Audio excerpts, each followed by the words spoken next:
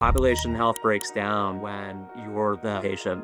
I'm not the population. I'm N of one. The 712-day journey from suspecting something was wrong to being diagnosed. I started going to urgent care, started going to PCP, was told I was anxious, was told worrying. I go to the imaging appointment, tears welled up in my eyes, and I just gritted my teeth and I just said, run the test, just run the test. Cardiologist walks in 10 minutes later. The cardiologist was like, I need you to stay here and I'll be back. And that's kind of when I knew that I'd been right the whole time. There was something wrong.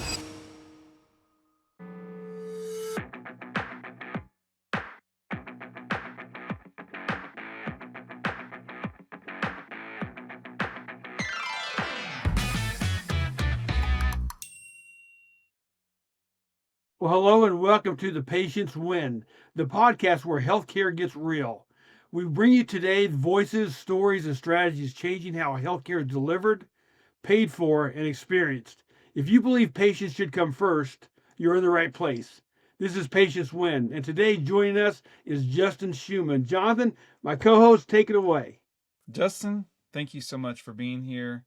We're excited to hear your story, and as we got to know each other, I initially saw you actually put your story out on social media on LinkedIn, and it caught my attention because it was such a lived experience that tells the broader picture of healthcare, and I'm excited to hear it directly from you and what you went through. But just to kick us off a little bit, Justin, tell us a little bit about your background and how you got into healthcare and what your role and responsibility is within this space today. Yeah, absolutely. And thank you for having me on, Dr. Bushman. I started my career in finance. I worked in private equity and investment banking for the early part of my career. And then for the last 10 to 15 years, I've been building built for purpose companies in the healthcare ecosystem, lab benefit management, specialty utilization management for cancer, cardiovascular disease, MSK, and other specialties, and did a stint also in pregnancy. And one thing I've learned in my roles as a growth leader in all of these organizations, steeped in population health, is that population health breaks down when you're the patient. And I'm really excited to dig in here today and explore the gap. Um, so yeah, again, thank you for having me on. Well, Justin, it was so interesting because I was reading some of your stuff on LinkedIn, and one of your quotes was, "I've never felt invisible in the healthcare system, and you know the exhaustion of fighting to be heard." And that just sort of really sums up what so many patients experience. They're fighting for themselves if they understand the system, and so often they don't. But it's so awesome to have you on the show today to talk about your story and how again, it took so long for you to actually get to the end point, but tell us a little bit about that journey.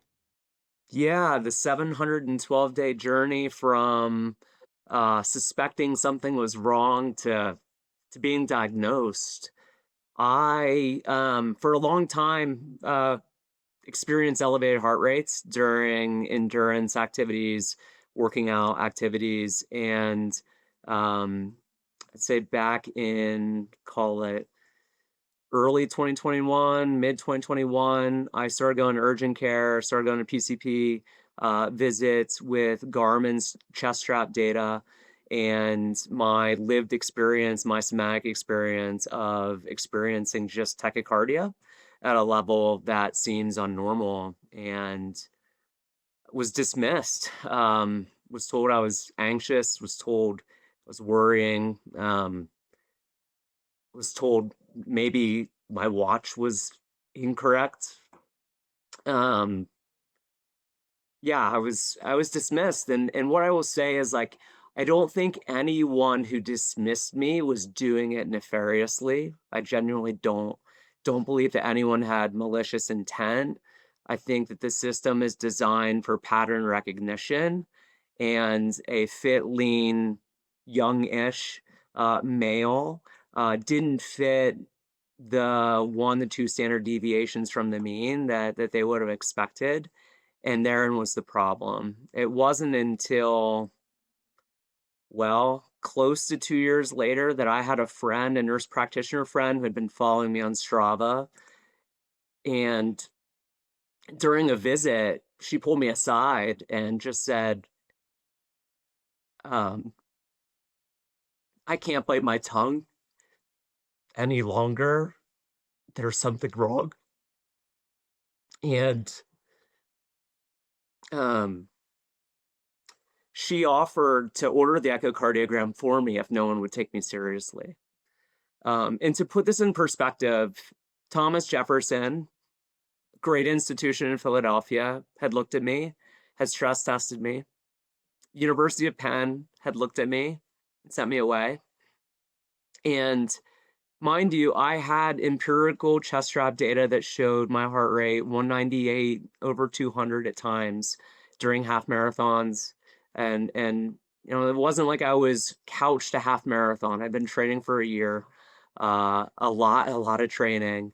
People of my age and of my build and of my stature had heart rates 30% lower than mine. And those facts were just dismissed. So that nurse practitioner encouraging me was like the last nudge I needed to really, really advocate for myself.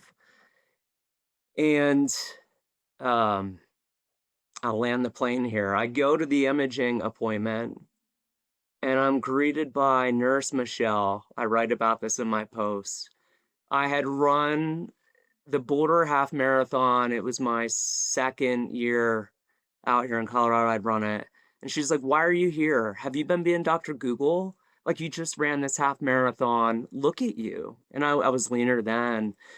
And, tears welled up in my eyes. And I gritted my teeth and I just said, "Run the test. Just run the test. You're not the first person that's questioned me." Um, Cardiologist walks in 10 minutes later, chit chats a little bit, but he also ridicules me. "Why are you here?"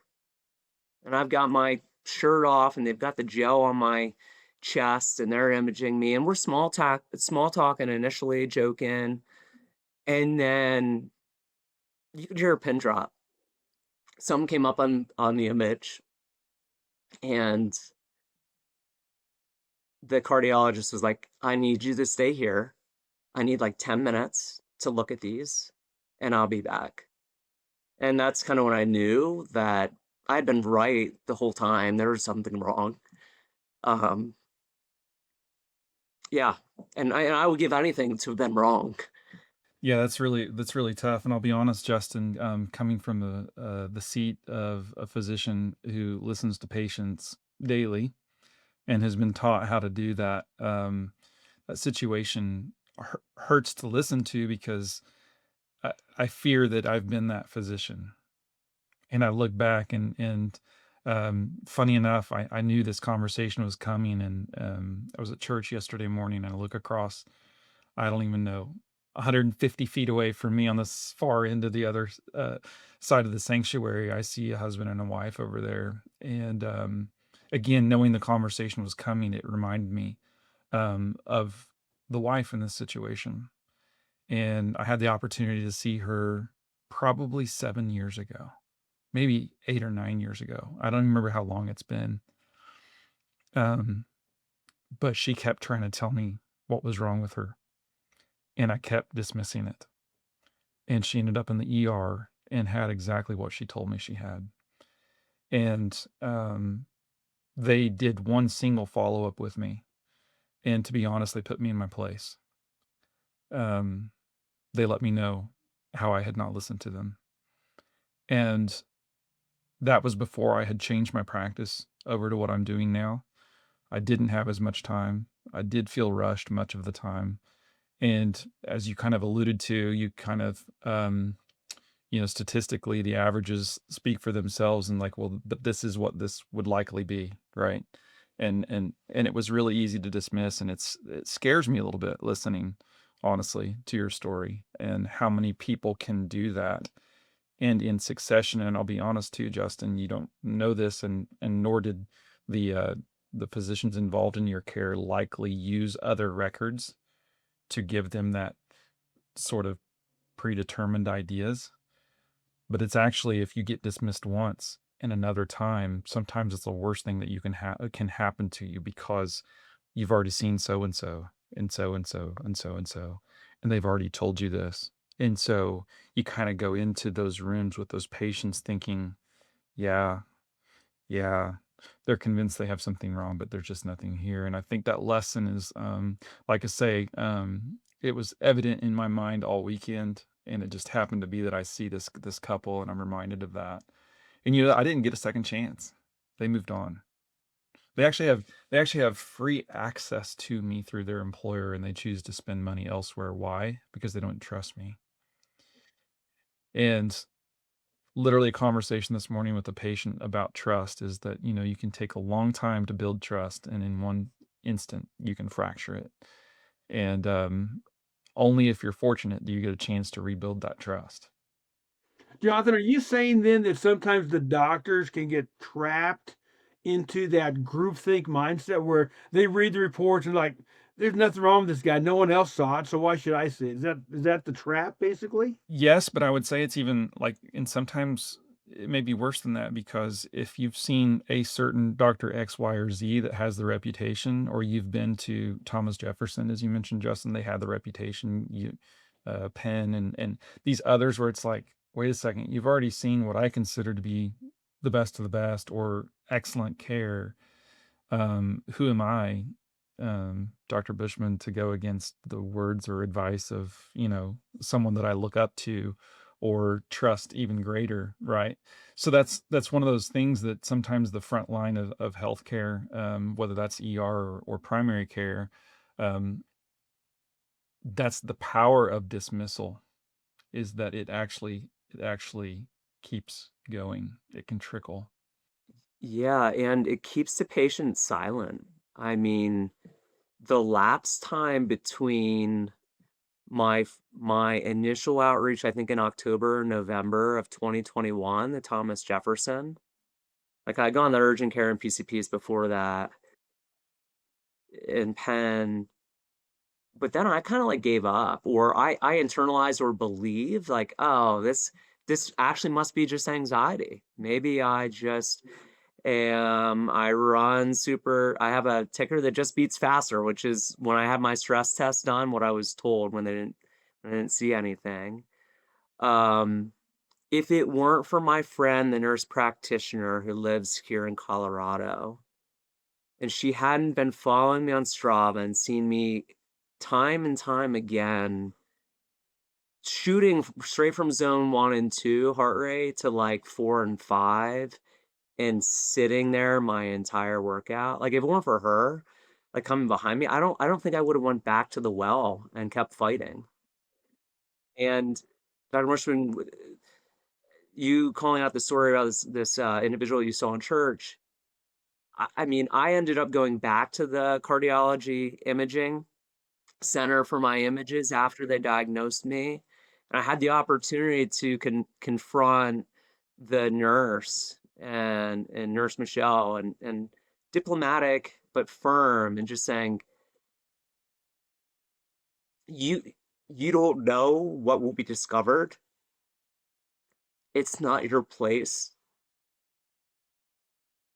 to prejudge. And of course she responded, "Oh, I'm sorry, I was joking." To which I said, "You weren't. You're excusing poor behavior."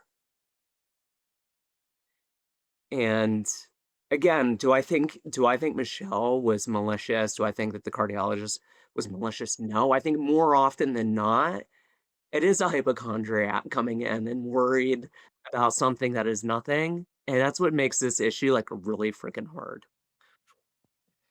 Absolutely. No, and it is a tough issue.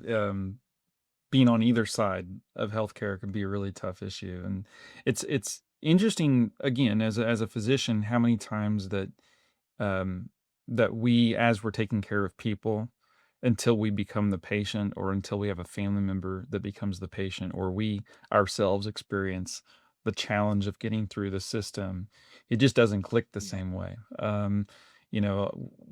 We've gone through it in other episodes, and I'm sure there'll be other episodes that we go a little deeper into this, Troy. But even the personal challenges, where you're at some of those most painful moments, whether that's relational, financial, physical, whatever that is.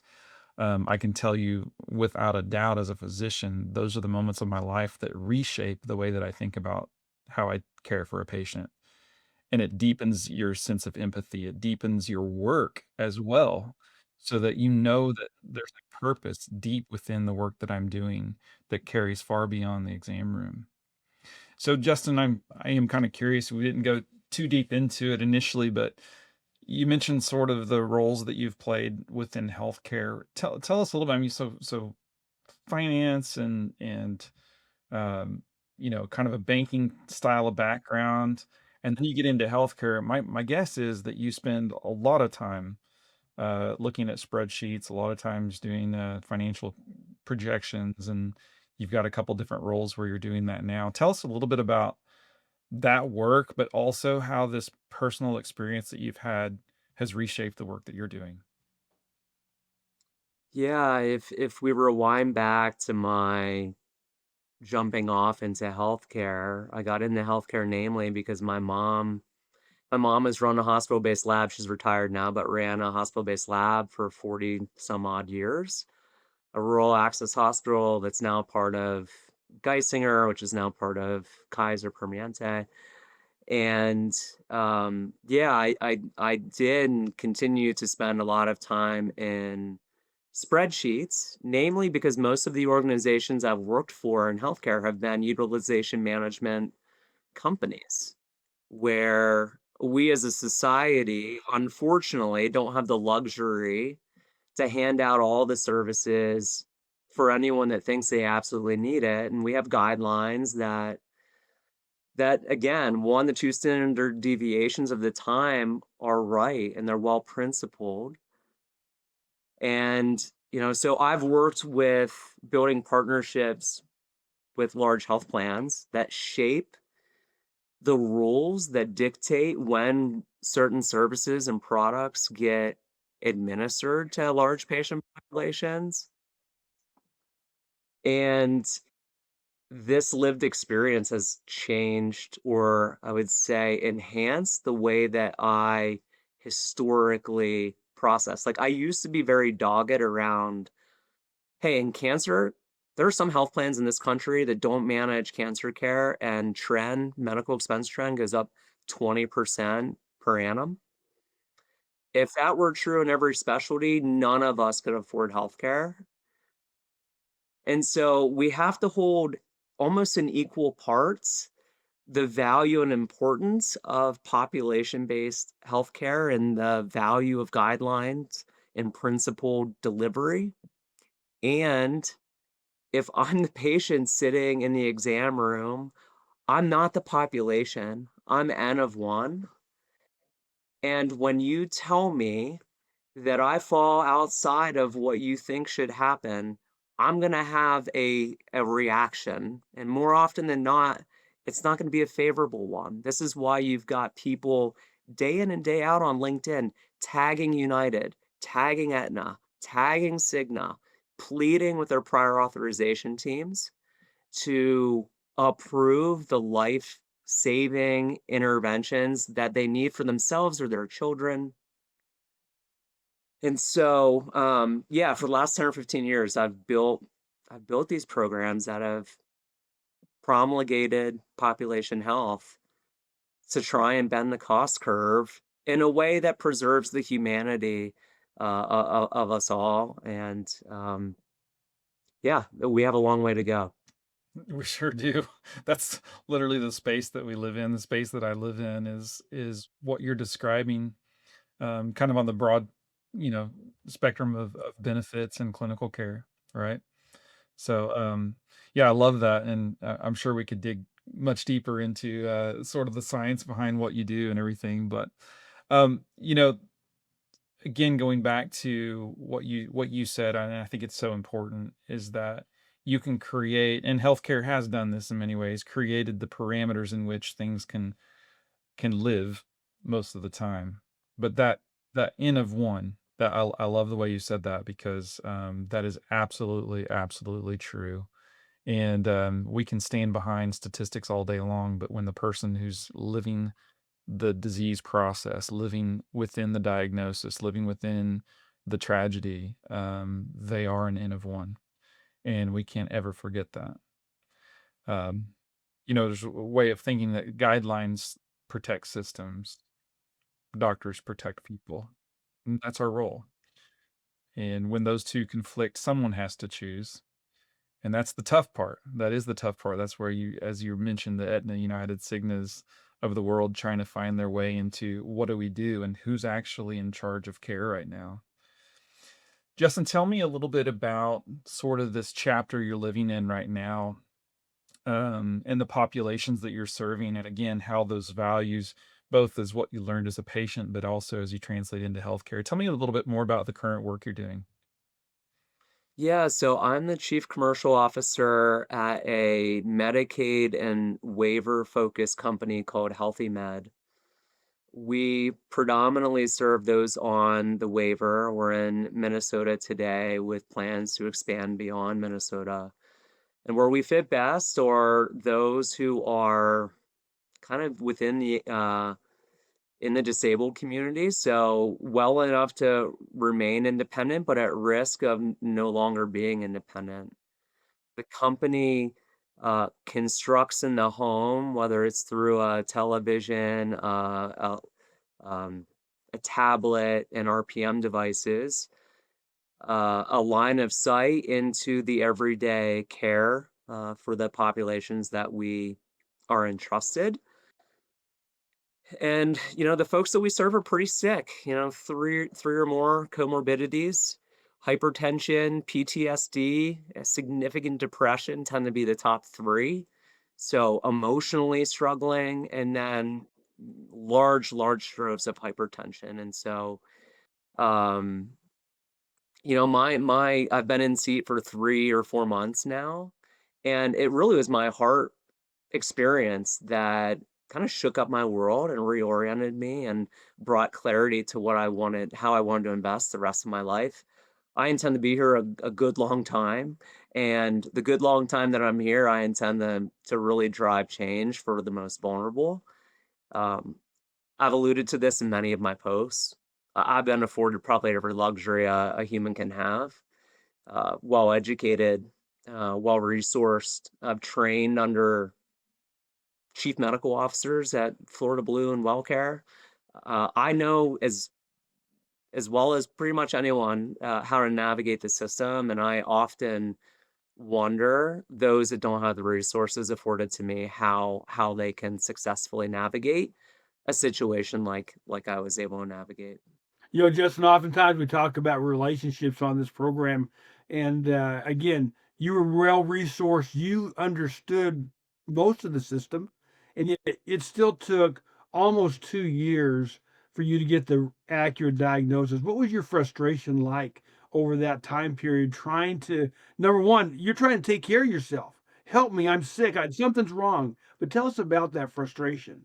Yeah, I mean, frustration, despair, and for your audience, I know that that may sound dramatic, but when you're stymied over and over again, you do become downtrodden and worried.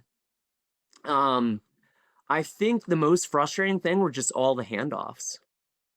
Dr. Bushman, you referenced this earlier. You're in some of your most vulnerable moments in these appointments. And the very people that we as patients are told are there to help us prod us with a million questions that, from the patient's perspective, you all should already know. And there's grace. I know the systems are betraying us all, but the amount of time I had to be the integration layer from among Cerner and Athena Health and Epic, because I had lab results and I had other appointments that sat in all three. People talk often about these diagnoses being traumatic events, even if it is, small t. Uh, and they are. That was my lived experience. And so your executive function isn't entirely online when you're confronting an existential issue like this. And so the weight and the energy required to just provide the answers so I could be helped was probably the most frustrating thing. Like there were many times on the phone, and I worked at the time with a specialty benefit management company. I had some of the kindest people around me. There were cardiologists on the team that I called immediately after being diagnosed that supported me in ways that didn't have to, that went beyond the professional relationship. And in many of these conversations, I just said, I cannot believe the government has not created or forced the issue on data interoperability. You know, I feel like we get the headlines all the time. It doesn't exist enough to help the common person. Mhm. No, I hear that all the time, and just to allude to a short story, I have a patient that I wrote a little piece called "The Story is the Cure." And in many cases, I do believe that because if I look simply at the chart, the data points, and if you really want to get into it, I'm not paid on a metrics level, but if I got into the metrics are X, Y, and Z need to be taken care of, right? So I've got basically a patient with metabolic syndrome who just doesn't seem to be managing their blood sugars well, doesn't seem to be doing all these things. And when I started getting down to what is it that's holding you back, the story I got was, "Do you understand, doc? I live 25 minutes from the nearest grocery store. My house has so many leaks in it, air leaks in it, that I can't keep a good temperature very long. And so the winters and the summers are really, really hard on us. And so cooking isn't very easy in the house. So we only have a hot plate because the oven doesn't work. And I'm on a fixed budget, and this is what it is." I mean, it was $300 a month for food.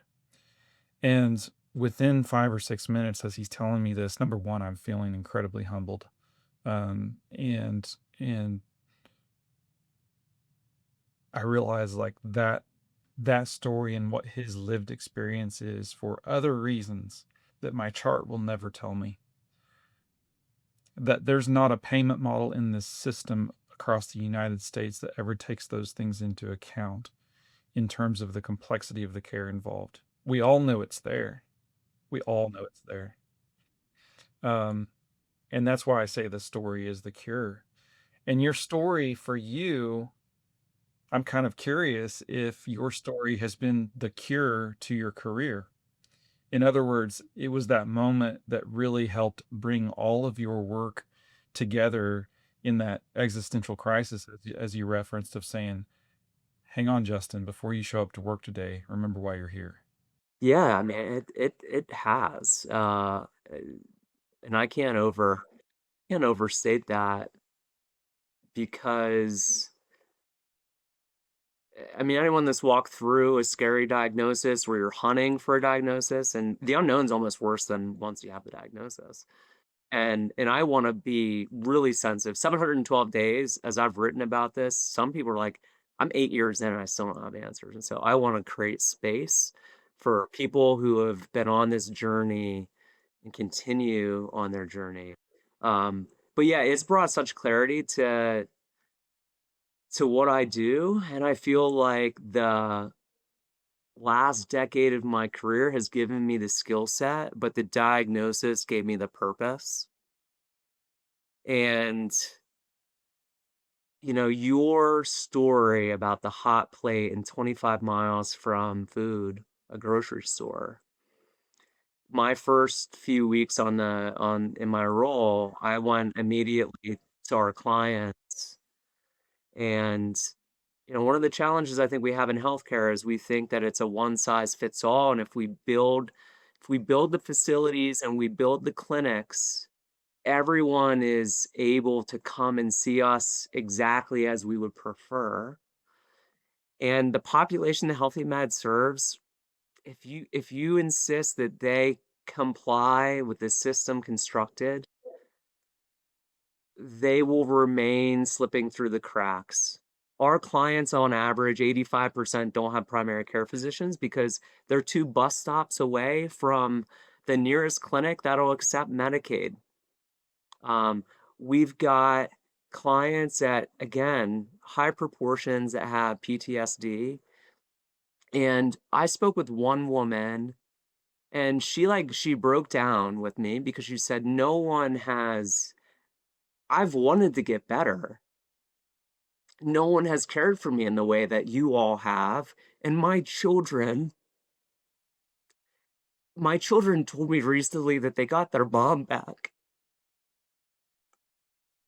And forgive me for getting emotional, but I had the same reaction when she told me that. Um, I know JP Morgan is going on right now. There will be a lot of people up on stage talking about tops down healthcare, and there's a place for it. There's there's a real immense need right now, specifically with the Medicaid cuts, for bottoms up thinking and delivery and compassion because there's a lot of people hurting. And what makes me proudest about leaning into this position to like bring this full circle is like we see big results. We see that when we care for people, 40% of those with hypertension improve at least one stage because we're monitoring their medication adherence, we're watching in real time their blood pressure. We touch them 3 times a day with phone calls or text messages. We really micromanage them, not because we wanna put them under our thumb, but because we care about them, and everyone on our team is deeply compassionately motivated. Just, that's so exciting when you think about it because, again, it's about people. Healthcare is about people. At the end of every one of those spreadsheets, it's about people.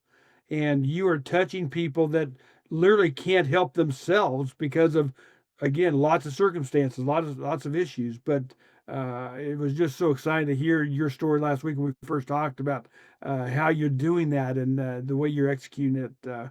It is just outstanding. I was in a conference in Salt Lake City about a year ago, and the guy I was there with, we were talking, and I said to him, I said, Dave, people's lives don't fit on a spreadsheet. And it literally became the logo for us for our next conference because at the end of the day, we can do all the graphs and charts and spreadsheets that we want, but at the end of those numbers, it's about people's lives, and that's really what it's all about. Yeah, 100%.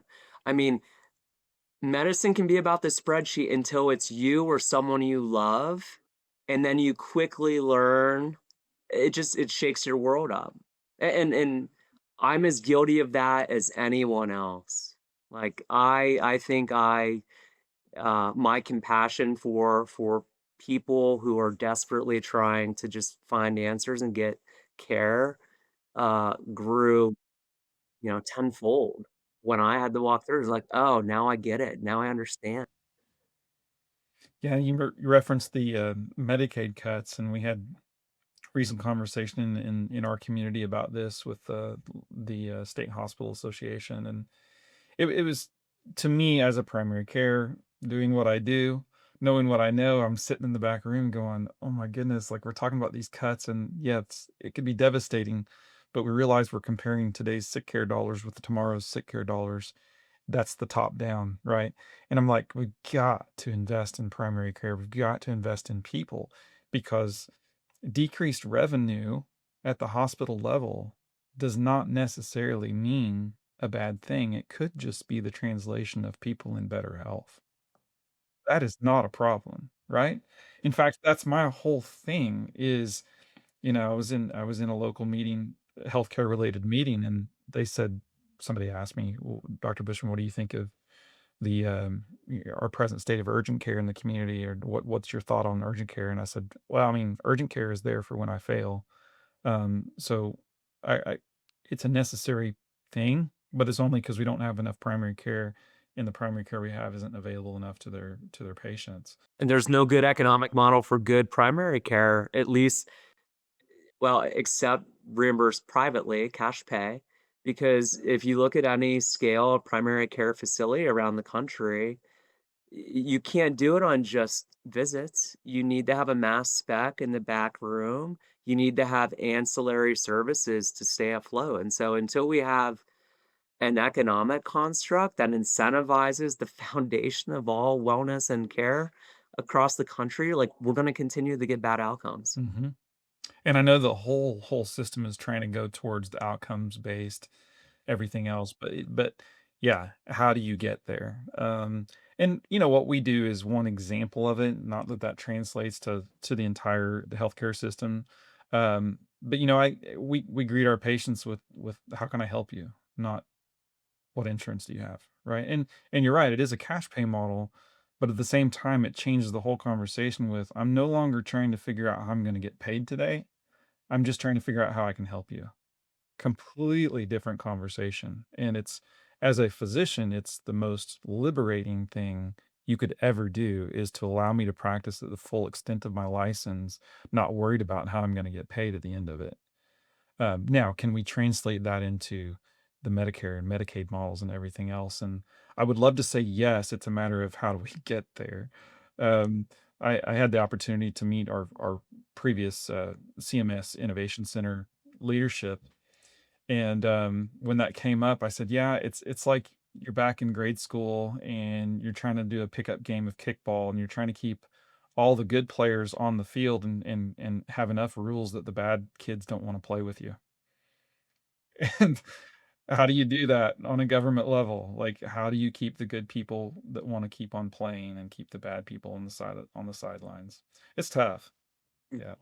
It is. It's really tough, and because, there's systematic and structural things that impact people that fall into especially that Medicaid bucket, where it's not, it's just there's societal things that unless they improve, they're big contributors to the results that we're Mhm. seeing. So, Justin, if there's one thing healthcare leaders need to hear, what would that be? They need to hear that when you're in front of your investors and when you're in front of your boards,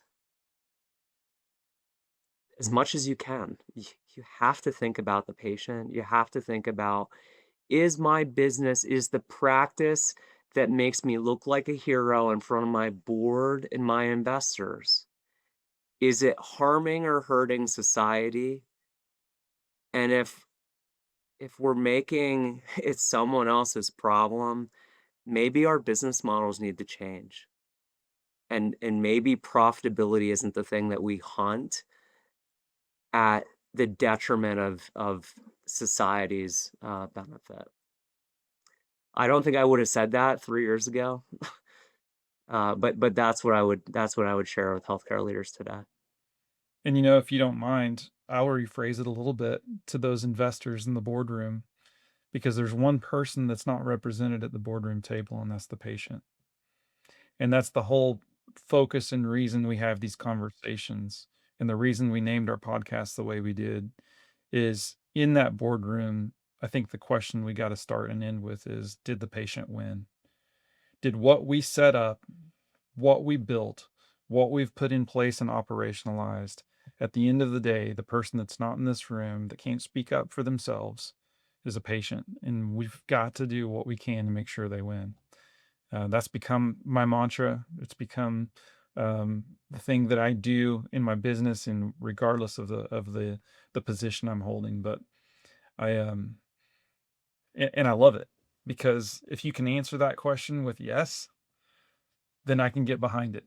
And I can put some money behind that. And you think about that. If there's somebody in the room, again, let's go to the antithesis of that. If there's somebody in the room who can't answer that question with a yes, but they still plan to go do something, I can guarantee there's money involved. There's there's protection involved. We're protecting something other than the patient. And you know what? Troy and I have had some fantastic meetings, some fantastic working relationships across different parts of our industry. But we have been in those conversations where we recognize that what is being done is not wholly and specifically for the patient. And we find and we find our exit, and it feels good. It doesn't feel good when you don't win business, but for whatever reason, it feels good when you walk away from bad business. And, that's kinda what we feel comfortable doing at times. So Yeah. Yeah, I love that. I mean, in essence, I mean, it just goes back to the spreadsheet analogy. Like, you can't fit the N of 1, the patient in the exam room, in that spreadsheet, and, somewhere in every spreadsheet, there's a handful of people that fall more than 2 standard deviations outside of the guideline, and we've gotta create mental brain space for them so that we're not dismissing them and we're not sending people off to not get the care that they need. so Justin, thank you so much for being vulnerable enough to tell your story. I know you've done it on social media, but there's something different about doing a long form talk about what you've been through, what it means, how it translates into your everyday work and your everyday passions. We don't take that for granted, and we appreciate it because the stories like yours are the ones that get the attention of those decision makers, that help us rethink the things that we've become too accustomed to doing that may not be in our patient's best interest. And for that reason, I assure you that your story matters. It has an impact, and continue to tell it and continue to frame it in a way that ultimately the people around you want to do what's necessary to help more people. And when you do that, I absolutely assure you, you will be blessed for it. Well, thank you for having me on and, yeah, allowing me to to share my story as vulnerably as I possibly can, and, I just land on sometimes the diagnosis that nearly breaks you is, the one that shapes you and kinda creates what you're here to do, and, I'm grateful for it. I'm grateful for the story, and, again, thank you for having me on. Well, just as one follow-up question, so we've heard about, the diagnosis, we've heard the challenges that you've gone through, but tell us about what's today like. You know what's going on now. You've been to the doctors that know what's going on now. So what's your life like? Because in my perspective, you've won. It was a tough journey to get here, but you won because you got the diagnosis. Now you understand what you need to do for your life, right? Yeah, yeah, so, I mean, the update is, like, and I'm not gonna say, "Hey, I'm gonna be fine," but it's a slow progressing disease. They don't need to open me up. I'm gonna be monitored year in and year out. I don't have any restrictions on the endurance activities I like to do. So I do crazy CrossFit light hit classes. I do ultra marathons on trail. I do stuff that like stretches me because if there's other things that this diagnosis taught me, it's that we always believe that there's more time. And this crisis was probably the best thing that could ever happen to me because it's just reoriented the way that I prioritize in my life. And I am not waiting until I'm 60 years old to do the things I want to do. And yeah, so that's the update. I'm up for another imaging session here in a few months. But the first annual anniversary rather showed that the disease had not progressed, and so continuing to feel bullish. A large proportion of those with valvular heart disease, especially across three valves like I have, I think 30 to 40% of the time, it never progresses. So there's at least a chance that I'll just continue to remain at the level that I'm at. But we'll continue to monitor and uh, be out there caring for as many people who don't have a voice as I can in the meantime. Well, it's so exciting and encouraging. You shared my experience, provide me the skill set, but my diagnosis gave me the purpose. And so, congratulations on that. And however we can support you in your purpose and caring for people, that's what we're here about. So, thank you. My pleasure. Thank you.